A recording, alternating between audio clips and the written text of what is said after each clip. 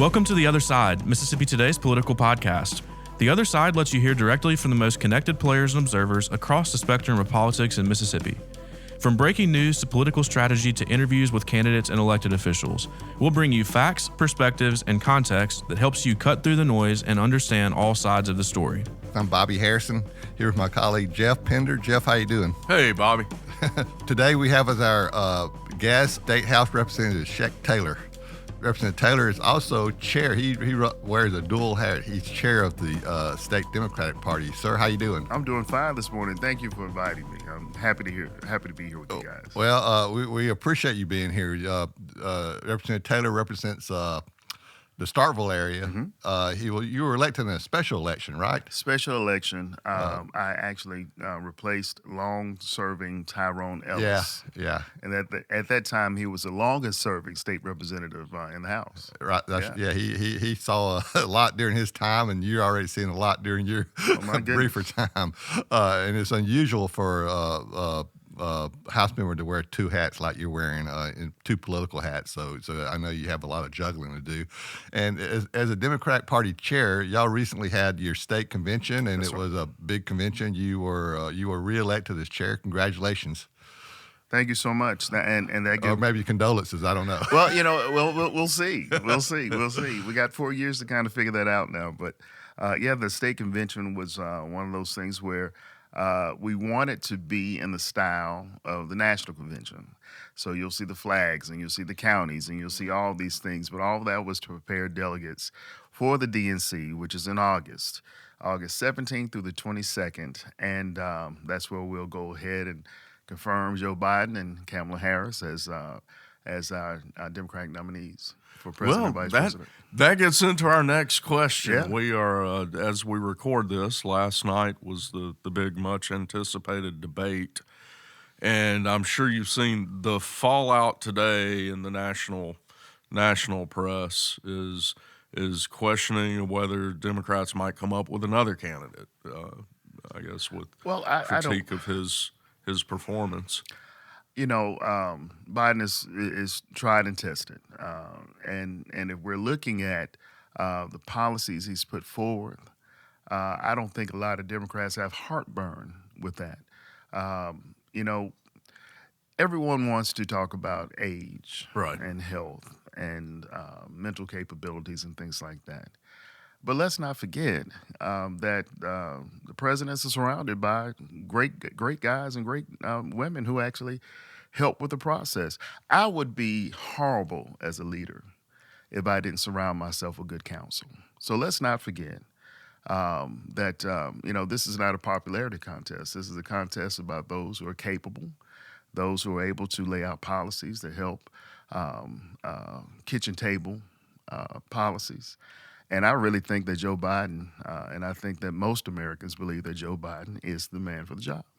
You don't think the debate's gonna move that needle? Well, listen, much at all? We've all seen debates to go left, as far as whether or not they were spot on. But we can also say that there will be also more debates. I'm watching the debates and I'm cringing because I'm wondering if fact checkers are really, really there. There were a lot of stuff thrown on the wall. There was, sure. Yeah, and stuff is very kind word.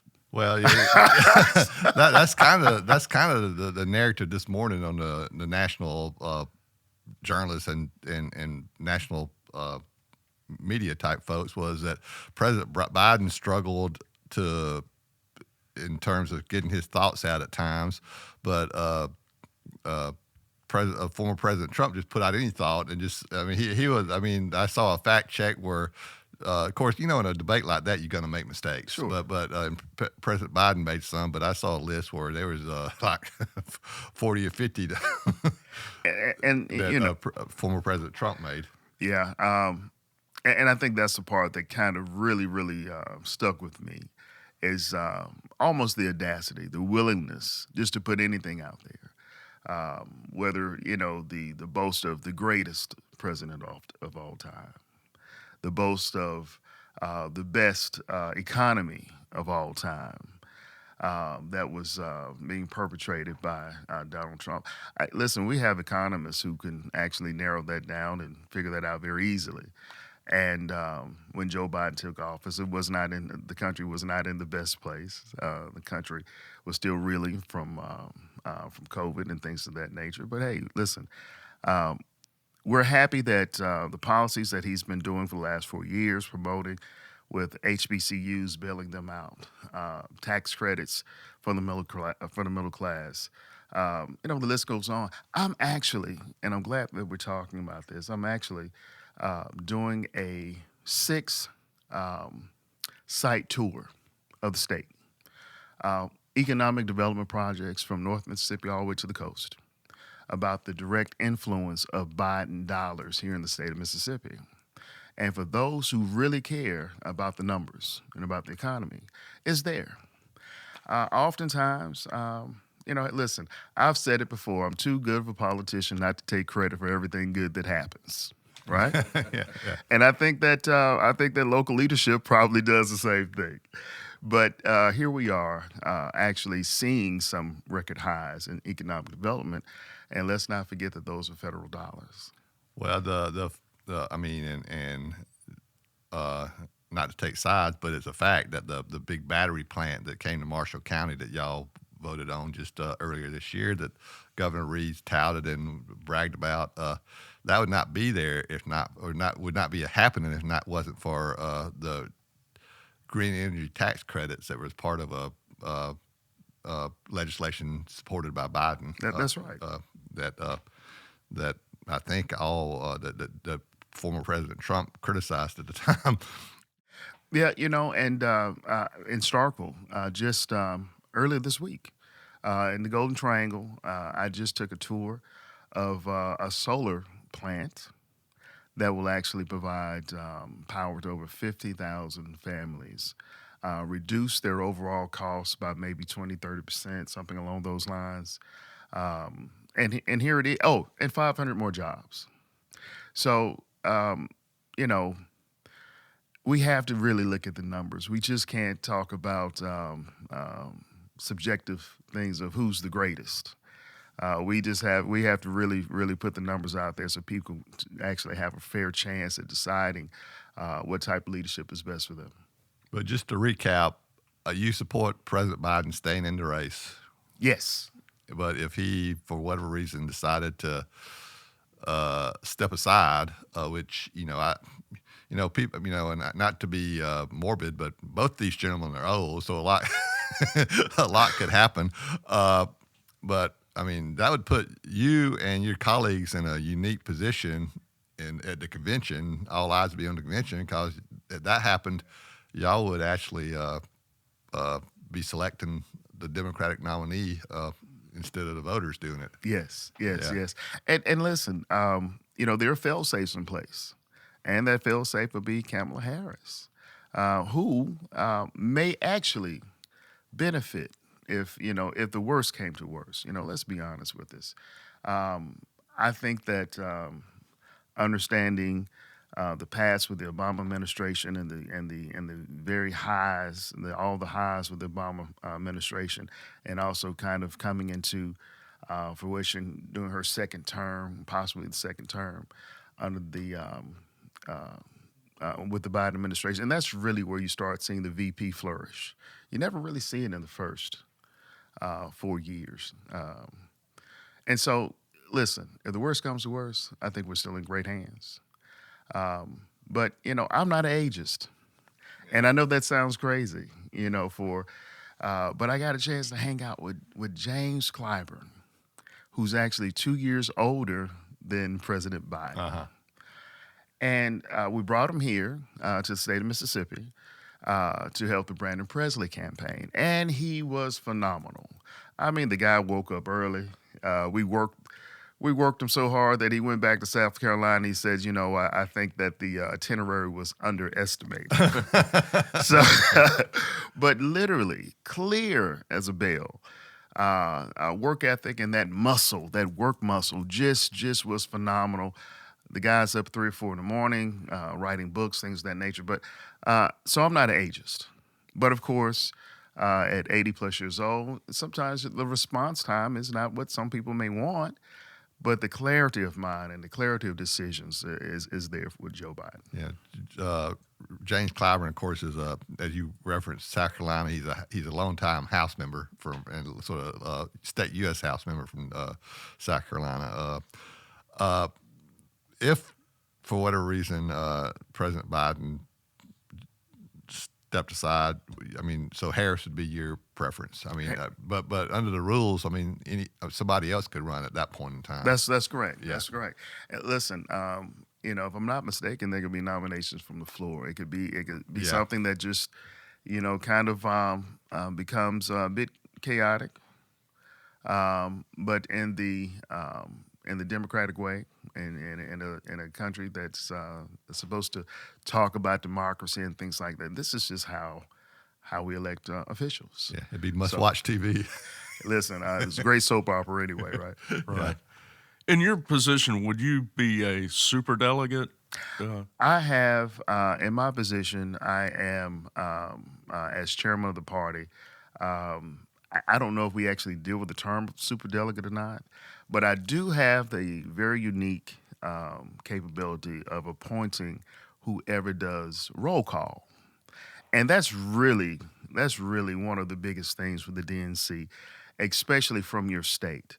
And for us, in fact, at that convention we just had, unanimously Benny Thompson, our only Democratic congressman in the state of Mississippi, was nominated to actually do roll call. So he, when they do the roll call, he's going to say from the state of Mississippi. From the state of Mississippi. Yeah. Yeah. So that's going to be one of those things that I'm very excited to see. And Mississippi is going to be seen in a different light at the national DNC. And hopefully that's because of the work we've been doing as of late. I may be putting you on the spot, and so because maybe it's just something you'd need to check on. But do you, off the top of your head, do you know how many delegates? 49. 49? 49 delegates. Okay. 49 delegates, and they're chosen from all 82 counties. There's a election process, there's a caucusing process. We have 4 congressional districts where there's a tough fight, and they run an election just like we do for the House seat and things of that nature. So it can be contentious. And you have delegates that some of them have gone 6 times already, so. But we do see this uptick, if you would, positive uptick of young folks getting involved in this process. And we have not seen that in a while in the Democratic Party in the state of Mississippi. So there is this working of young folks understanding that this is important. Yeah, the state party at times has been criticized, maybe unfairly. We could debate that probably for an hour. But so you feel y'all are on the uptick? No doubt about it. Yeah, no doubt about it. In fact, what we're doing now is actually expanding all of our caucuses. Listen, Mississippi has been black and white since the dawn of time, right? Without much inclusion of any other minorities and any other groups. But here we are saying that we are setting out a mantra that no one will be ignored under this big tent. Everyone have a say, and thus in hopes to, number one, make up that 15% crossover that we've struggled with for a very long time. I would estimate that a lot of times our elected officials probably spend 85% of their campaign dollars appealing to that 15%. We know that they're out there, and we're going to do whatever it takes to attract them to the Democratic Party because we know that 85% of Mississippians agree with the policies we've been putting out. Medicaid expansion. We're talking about public schools. We're talking about making sure that our hospitals are not closing. These are the things that all Mississippians are saying this is what we need, but we're having a problem getting those policies enacted. Political reasons, I'm sure. I mean, this is politics that we play. But at the end of the day, we know electing Democrats with Democratic policies will almost ensure that these things will actually see the light of day, and also to make sure that folks are able to receive them in a way that is beneficial for the state of Mississippi. Chairman Taylor, As I mentioned earlier, before we came on air, we had your counterpart across the aisle, Yes. new Republican state chairman, on last week, and one topic. This is related to the presidential landscape. One thing he discussed was y'all's response to the rally that Ag Chairman Andy Gibson. The Trump rally that he had at the Ag Museum, I believe, and the party after that actually called for a boycott. That's right. Of the state fair. Your counterpart was very critical of that. You've seen there. I'm sure there's been some fallout from that, but is that something you still feel strongly about? No doubt about it. We have not changed our mindset with that. In fact, what we're doing is growing a coalition of local supporters, whether it's from the business community, whether it's from state elected officials who that may be in their district, and other local leaders, because we want to make sure that there's a coalition acting in one accord to support the Democratic Party in doing these things. But listen, let's just address the elephant in the room. We see what you did there. Yeah, okay. You like that? Yeah. Sure. Let's address the elephant in the room. And we had House Bill 1609 on the floor. One of my great colleagues, Representative Kabir Kareem, he's actually sponsored that bill. And the bill dealt with felons. It dealt with restoration of voting rights and all of these things. And listen, this is a great time to talk about how we have two candidates running for president, one with 34 felonies. And here in the state of Mississippi, if you get a felony, there's some things you just can't do. Number one, you can't run for office, right? Number two, you can't bear arms with certain felonies. But also, there's this torrid list of how you get your voting rights back and things of that nature. So here it is. We're celebrating. With that rally, it was a celebration of leadership that obviously one after another, 34 felonies, one after another. And we come to the state of Mississippi where we've had so much tension, whether we're talking racial or political, when you have a dog whistler who's saying, I want to make sure that police officers have immunity. I had the pleasure of dealing with Keith Ellison, who's the Attorney General in Minnesota. He came down actually for our national convention. He was one of our guest speakers. He was the Attorney General when the George Floyd case. Yes, right? Yes. Go ahead. I'm sorry. I just wanted to get that. George Floyd case. I mean, and so one thing that he said was so profound. He said, good officers don't need immunity. They're not asking for immunity. It's the bad actors who ask for immunity.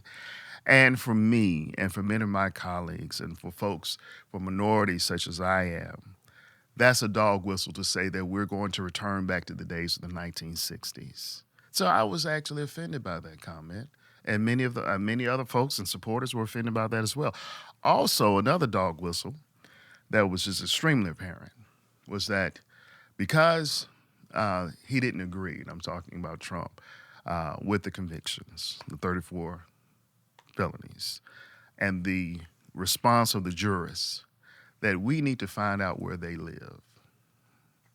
That's a little bone-chilling for me, because now we're talking about a dog whistle that may invoke intimidation and for those who may be selected in a jury pool, may be less hesitant to even participate in the process that we know is sacred in the United States as being a jurist. So these are the things that, wait a minute now.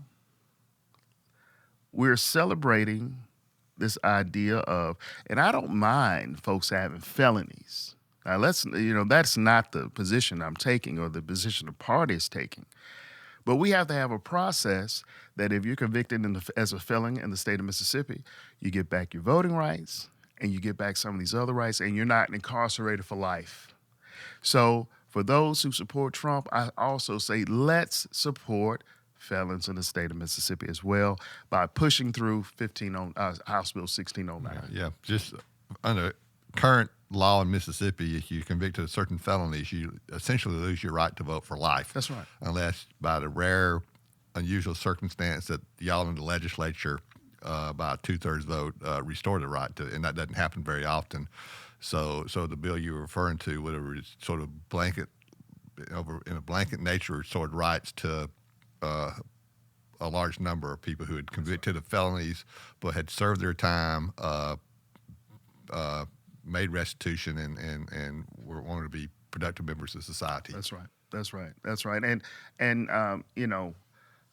one of the things that and that bill got a lot of traction, bipartisan traction. Well, it passed the House. Passed the House. And so we get into the process, go to the Senate, and oh my God, we've had problems out of the Senate this last session, didn't we? But it seemed to be a unifying deal for the House there at times.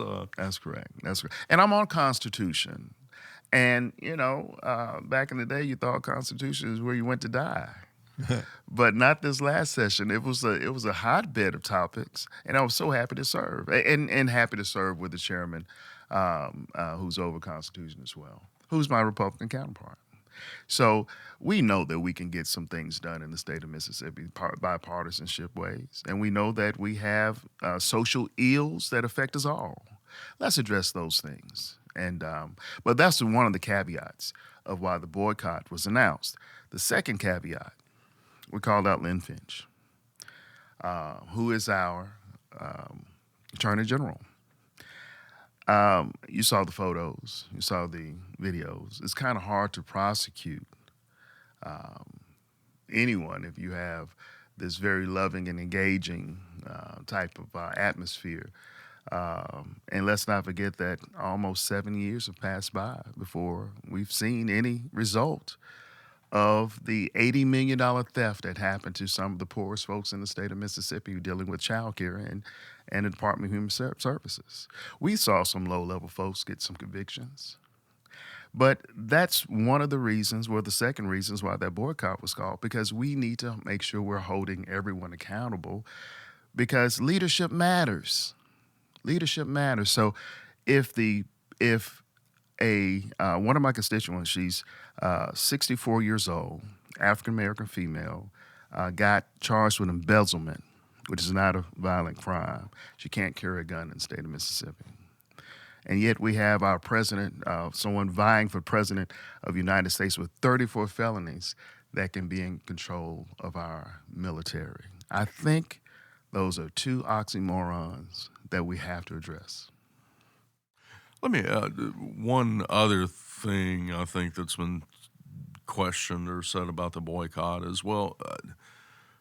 It's potentially not going to affect the people it's more or less in response to, that it could hurt the city of Jackson, one of the biggest tourism draws for the city. Is that a... Well, and that's why we're working with a coalition of folks to make sure that these things are done in a way that does not economically impact those that are not intended to be economically impacted.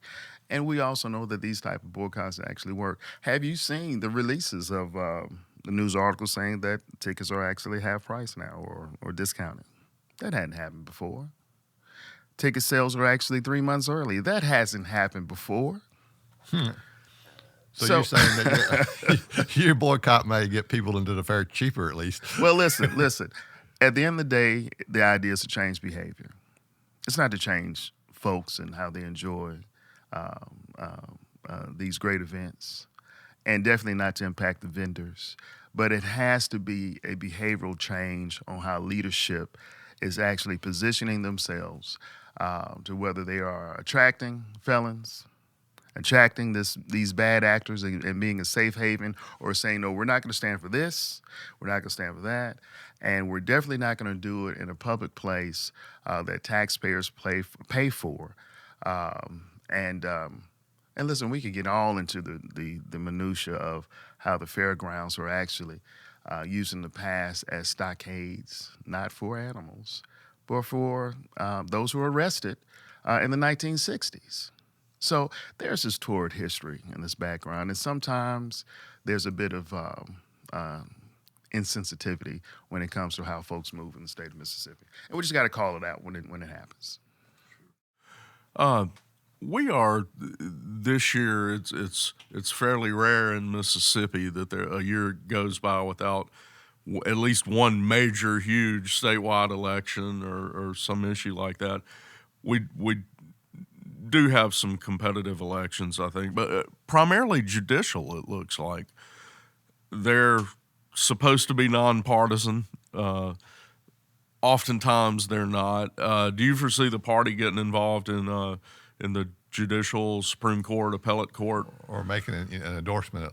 Make an endorsement at the least. That's not on the radar as of today. We are still in the process of rebuilding the party. Sure. And I'd like to congratulate Mr. Hurst. We share. We should be sharing a bit of camaraderie about the dysfunction in both of these parties. I'll be honest with you. And I know that. Listen, it's like herding kittens, right? Next time we'll have the two of you on. Yeah, I think let's do it. A really good podcast. Let's do it next time. Sure. But the idea is that there are so many races to get involved, and so many ways that funding is limited, that we are structuring now to broaden our base, to make sure that fundraising is not an issue moving forward. But it has been Achilles' heel, of course. Fundraising gets your message out. And we do know that when we promote Medicaid expansion, that was heard around the state. Hospitals closing, that was heard around the state. Public education, women's rights for their bodies, things of this nature heard around the state. And a lot of that stuff was some of the hot topics in our last session here at the state capitol. Y'all came close on Medicaid expansion. We're one of, I think, 10 states that hadn't expanded Medicaid yet. Everybody else has. Are you optimistic going forward that maybe y'all have another shot in 2025? And I think so. I don't think that there will be any real resistance because, listen, we need it. We lose $1 billion a year. $1 billion a year in not approving Medicaid. Actually, not to argue with you, but you delve into the numbers. Bobby has done some research on this. It's a lot more than $1 billion. Yes, right. That's just an easy number that folks can hear. Right. But you're that's absolutely the number right. everyone has used for the last 13 years, or 10 years. What number do you use? Let me ask you. Well, according to the University Research Center, the state economist's latest study put it for the first 2 years at about $2 billion. Over $2 billion. Yeah. Wow. And so at some point in time, but even beyond that, it's 1.6. Yeah, it goes down after the first. It's Mississippi well over $1 billion. Mississippi even has that after. incentive to expand, that they get extra money if they expand. The federal government would offer extra money for 2 years, but still it's well over $1 billion after those 2 years. This was the hang up with Medicaid expansion. And it had about 5 barriers in the bill that was reiterated, okay? 5 hurdles that we had to jump through, that if we sent it to the federal government, CMS, that they would reject it. They would reject it because of the workforce requirement and at least 4 other hurdles in that bill. My counterparts across the aisle refused to even entertain the idea of taking out their work requirement, which means that it was not a genuine bill on its face. Guys, I don't know how to sugarcoat a whole lot of stuff, so I just have to kind of lay it out. And so when I say that, if you know that it will be kicked out over and over and over again, applying every year, and still, that means our people are still suffering. That means that Mississippians, whether they're elderly or shoring up young folks or trying to get into the workforce, all of these things are delayed and denied for political reasons, because the sixth hurdle would have been if Donald Trump is elected. I don't know about you guys, but we can't survive on ifs in the state of Mississippi. We do know that we have a system in place to get it approved. We do know the state is losing, as you say, at minimum, over $1 billion a year. And so at some point in time, as leaders, we become negligent in playing politics and not making sure we put people first. With I know we're still a ways out, but I'm sure usually it's here before you know it. The 25 session, obviously, Medicaid expansion should be a key issue.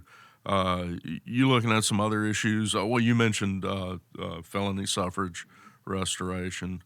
Any others at this point you see this far out? One of the bright points, and I don't want to be doom and gloom, but one of the bright points, I believe, is what we did with public education, which incentivized and actually looked at probably instead of equality, where we just give everybody the same thing, whether a school district is struggling or not. It looked at equity. So it was made it to giving more money to some of the districts that did not perform as well. So the criticism that we hear is, well, is throwing money at education really the answer? Well, what we do know is that when we have fully funded public education, which is, if I believe, after this past session, is only the third time in the history of the state of Mississippi, and we've had public education for the last 100 years. And so we know that when that happens, that Mississippians, our young folks, our most valuable natural resource, shoots past last place, and I think we're somewhere around 30th place actually right now, to be honest with you, somewhere much higher. Because these kids are bright. These kids can learn. These kids can be what you find in Silicon Valley when you invest in public education. But we're here now. And so we're going to see for sure what happens when we have a mantra that we're going to fully fund public education year after year. And I think that this education bill can be a great tool to see how far we can go in the state of Mississippi. Are you concerned? I mean, we need to be wrapping up, Geoff, but Sure. This is quick. I'm sorry. We keep it on going. Are you concerned about the school choice issue, vouchers? Listen, just as it was so easy for me to praise us actually passing that bill, if I'm not mistaken, and you can fact check me on this, there was probably around $40 million that was actually, I hate to say snuck in the bill, but I'm going to say snuck in the bill because it takes a very long time to digest all of those pages in just a little bit of time. So, and a lot of times when we're given bills, it's at the 11th hour. We don't get a chance to really go through all the minutia of the bill. And so sometimes you can hide $40 million, and those were for non-public schools. And so we're still on this two-track education system. And when you do that, there's only 100% on the pie. Once you start taking away out that 100% of the pie, you have less pie to go around. So until we actually say that we're going to do this and do it wholeheartedly, we'll always be treading water when it comes to public education. Yeah, everybody likes pie. Everybody likes pie. Okay. Well, Representative Taylor, we covered a lot of ground today, from the presidential election to state issues, Medicaid expansion, felony suffrage. We appreciate you being here. Thank you, guys. Anytime we can kind of lift out some of these issues and lift up the voices of folks around the state, I just love being in spaces like this. So thank you for inviting me. Thank you. Thanks, Mr. Chairman.